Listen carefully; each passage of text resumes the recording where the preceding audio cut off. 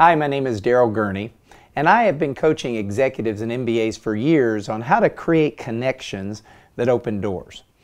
Now, as an MBA and a future executive, you don't want to go scrounging the front door paths of looking for openings or applying for jobs like everyone else. You want to start to think differently and to build your career path out of connections and relationships. Now, in the old days, they used to call it the good old boy network. Well, today things aren't as sexist, and it's not just about boys or being old. What it is about today, though, is thinking and doing things different. Now, you've heard that it's not what you know, but who you know. Well, here I want to give you the how-tos to the who's. Now, these are the same principles I've used for years to assist executives at all levels, including new graduates, to form career-enhancing relationships that get them into the back door of opportunities that those knocking on the front door would never hear about. And these methods are supported by the best business minds and career professionals out there who have endorsed my books and teachings.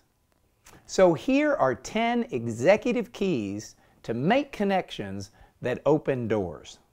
The best way to get a job is don't be looking for one. Because yes, you want to meet people, lots of people, but you want to meet them out of a position of confidence and assurance. You ever notice how when you're more relaxed and easygoing, things tend to come to you faster? So you want to forget your need and find a reason for meeting people other than that need. Which brings us to executive key number 2. An ounce of research is worth a pound of job search. Did you work on any case studies in your coursework that had you out researching information from others? Perhaps you had to go out and speak to business people to get real-world input on a project. If not, let me tell you that people tend to open up to support others doing research projects. And they feel especially morally obligated to do so for students, because there's this natural caring people have to help people who are expanding their careers. So that's what you want to do. Create a research project that has you out talking to people about things other than your need for a job. Now, it would be smart to start this practice as soon as you begin your MBA program, because that'll give you a full year or two to be out talking to people left and right. Now, it might be just one research project that you're working on, or it could be different projects based on what comes up in your classes. But the point is, you want to use research as a basis to get in front of people of influence and power. Now, if you're not basing your research on a school project of some type, what could you build a research project around? Well, what are you genuinely interested in? You know, it's kind of hard to get it up to go out and ask a lot of questions about something you're not interested in just to get a job. But when you're coming from your really true passionate interests, people smell it and they respond. Now, you've put a lot of time and energy into obtaining your MBA. How do you want to use it? What industry do you find compelling? Or what's at the cutting edge of some area that really fascinates you? Hey, what if career or money didn't even matter? What would you naturally want to engage in or inquire into? Answering these questions will get you in touch with your true interests.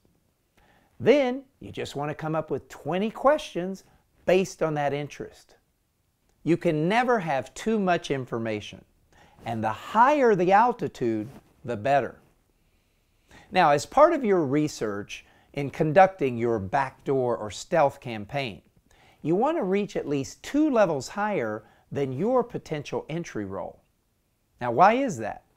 Because it's the people at that level that have the clout and the deeper information to help you best. They can see further down the road. They have more of a sense of the trends that the industry and even their particular company are experiencing. And hey, if they want to pass you on to others that can help you in your research, it's way easier to get passed down than it is to get passed up. A friend in need, repulsion doth breed.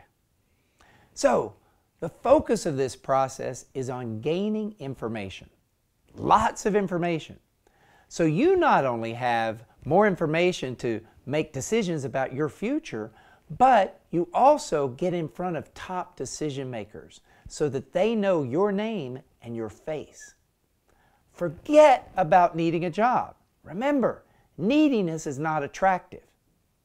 Focus on information and relationships, and you'll find that opportunities actually take care of themselves. People will let their guard down when they feel like they're simply assisting you in your research. And when you're talking to them and engaging with them about something they're truly passionate about as well, you're singing their song, and so they bond with you. And finally, if they do offer you information and advice, they subconsciously get invested in your success. They'll actually look forward to you following up with them. Call me expert and I'll open my door. Funny thing about people is they have egos. And when you learn how to feed the ego correctly, you can have corporate leaders eating out of your hands.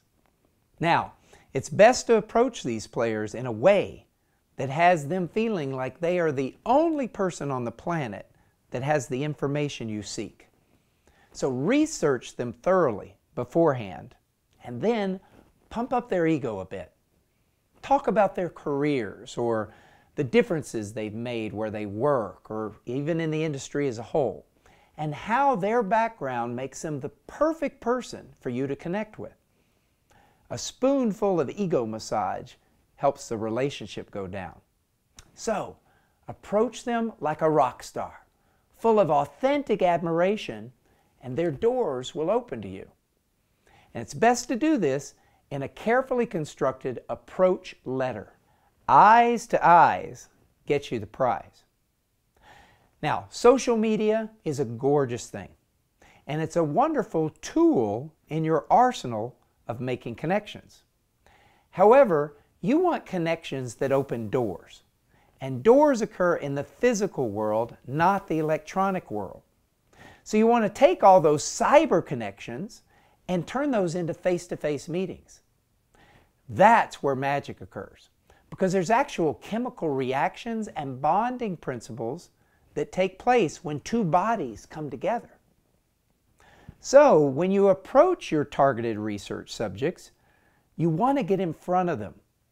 Don't try to conduct your research over the phone or through the web. Bring high touch to the high tech and find ways to get into their physical presence, building relationship equity one meeting at a time. Now, once you've set the meeting, you want to plan your meeting strategy. And though you'll have a bunch of questions upon which your research is based, there is one ultimate subject that your target will want to talk about and love talking about the most: themselves. This is another human psychology element to this process. Realize that most people are never listened to deeply, nor ever truly appreciated for their choices or their personal paths. So you want to become the fascinated interviewer by starting out with a question about them. What got you into this industry? How did you arrive in this position of influence? What are the choices you made that got you here? A basic tenet to always remember is be interested rather than interesting. When you get people talking about themselves, a couple subconscious things occur.